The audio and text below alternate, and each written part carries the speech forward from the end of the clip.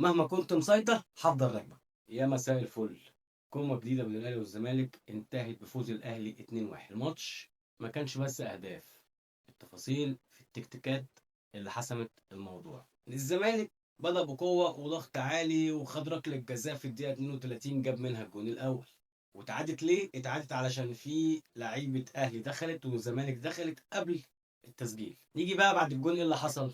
الزمالك رجع لورا، وده ادى ان الاهلي ياخد مساحات ويسيطر على الملعب. النقطه الفارقه بقى اللي حصلت ان حسين الشحات نزل، وفي اول 3 دقايق بعد نزوله جاب جول التعادل بجمله مع محمد شريف.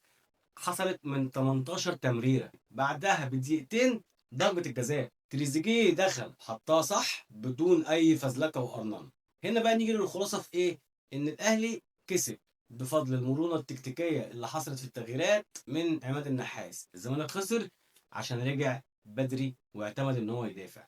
دلوقتي سؤالي ليكم، لو الزمالك كان فضل يضغط بعد الجون اللي جابه، كان السيناريو هيختلف؟